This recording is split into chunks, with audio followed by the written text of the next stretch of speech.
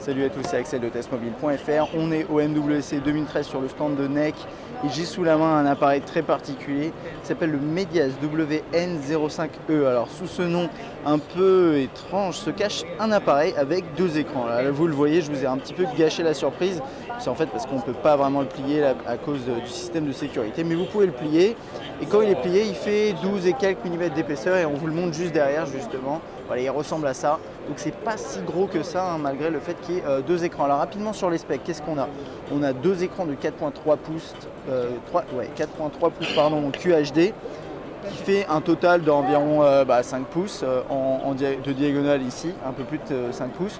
Android 4.1, c'est un appareil qui pèse uniquement 183 grammes, ce qui n'est pas énorme par rapport à ce qu'on a. On a 16 Go de mémoire interne, 1 Go de RAM, un appareil photo à l'arrière de 8. J'allais regarder vraiment à l'arrière, il est juste là, pardon, de 8,1 mégapixels, puisque bien sûr vous avez la caméra frontale ici, une caméra à l'arrière, puisque vous êtes censé aussi l'utiliser de cette façon-là. Qu'est-ce qu'on a d'autre? Une batterie de 2100 mAh. Et niveau disponibilité, alors celui-là qu'on a sous la main, c'est un appareil, c'est une version commerciale de l'édition japonaise qui sera disponible en avril 2013. On n'a pas encore le prix, mais ce qu'ils annoncent, c'est quelque chose de similaire à un Galaxy Note par exemple, donc environ 600 €. À côté, on a une version sur la gauche, une version prototype qu'on va vous montrer juste là, voilà, juste ici, qui est en fait un prototype pour la version internationale. Mais au final, il n'est pas intéressant parce qu'il n'y a pas toutes les petites fonctionnalités que je vais vous montrer.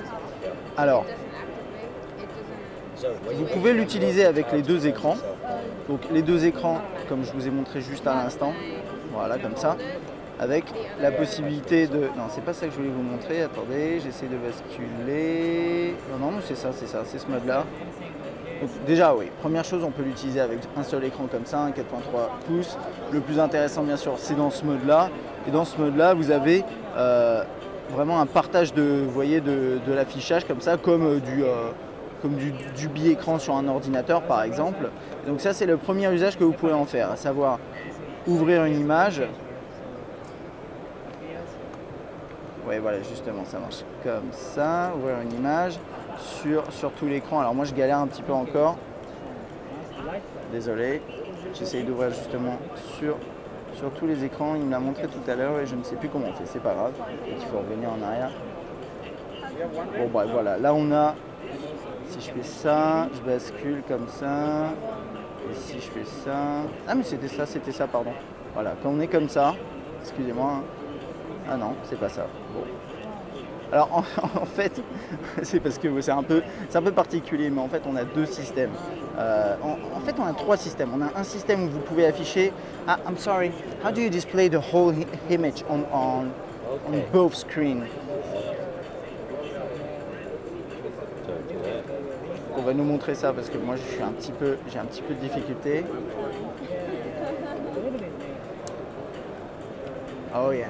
Right. Ok, thank you. Donc on a plusieurs possibilités. Ça c'est la première possibilité avec vraiment l'image. Bon, bien sûr il y a la bordure au milieu, hein, ça c'est on peut pas y couper, mais on a vraiment une grande surface d'affichage pour vos images. Vous pouvez défiler le doigt comme ça et c'est quand même sympathique. Alors après on peut revenir en arrière. Là voilà, on a l'affichage comme ça. Ici on a la fonctionnalité qui permet de partager l'écran. Donc dire j'ai la navigation ici et l'affichage à droite. Et là ici on sépare, merci Sonia, on sépare réellement l'usage en full multitâche. Donc là ici j'ai une interface que je manipule, je fais ce que j'ai envie de faire, je vais sur le web, etc.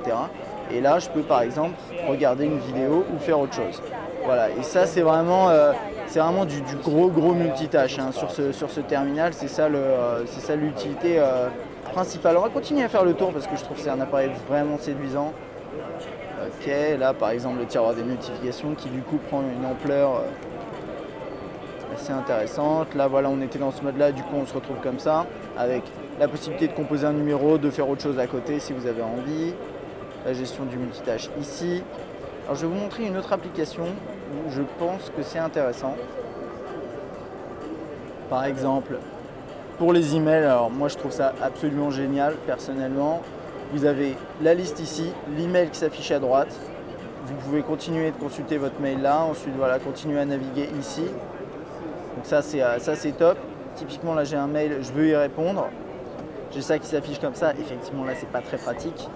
Mais si vous basculez sur le côté, vous avez, et ça me fait penser à un terminal Android avec finalement un clavier AZERTY physique d'une certaine façon, avec l'espace en haut pour taper votre email. Et là ici, vous tapez tranquillement sur toute la surface de l'écran. Donc ça c'est, pour moi ça c'est juste génial. Au niveau de l'appareil photo, salut, caméra frontale. Et ensuite, vous pouvez bien sûr prendre des photos avec cette caméra ici. Là par exemple, voilà, là je suis en train de le prendre. Donc vous avez deux possibilités là-dessus. Que dire de plus? Internet. Ah effectivement, j'allais oublier Internet, ce serait dommage. Alors là-dessus, on a pas mal de choses et vu qu'on est sur Internet, je vais aller sur Test Mobile. Je ne sais pas si on va le trouver, vu que c'est pas le navigateur. Au pire, on ira sur n'importe quel site, c'est pas dramatique. Ah si. On l'a, donc on peut ouvrir différents onglets bien sûr. Là c'est chez Docomo. Donc là je suis sur Test Mobile avec la possibilité d'afficher tout le site sur les deux écrans. Ça c'est plutôt sympa. Et puis après je peux faire ça. Avec la possibilité de naviguer là. Je peux aussi bloquer la fenêtre ici. Et si j'arrive à le faire, voilà. Quand vous bloquez la fenêtre ici, vous pouvez continuer à surfer là avec une première page et avoir le lien sur lequel vous avez cliqué qui s'ouvre sur l'écran de droite. Donc là, je navigue ici, je navigue là, hop, je clique ici et c'est ça qui charge. Donc voilà, ça c'est vraiment pour faire du multitâche vraiment poussé. Et là ici, vous pouvez les basculer entre les différents éléments avec cette application de gestion multiple. Voilà, là vous pouvez prendre des notes, etc. Enfin, c'est vraiment super complet. Moi, je trouve ça juste génial comme concept. En plus, c'est super innovant. C'est le premier constructeur à proposer un appareil de ce type-là. Et donc, personnellement, je suis vraiment fan. Je vais juste regarder le calendrier. Bon, voilà, donc on a ce mode-là.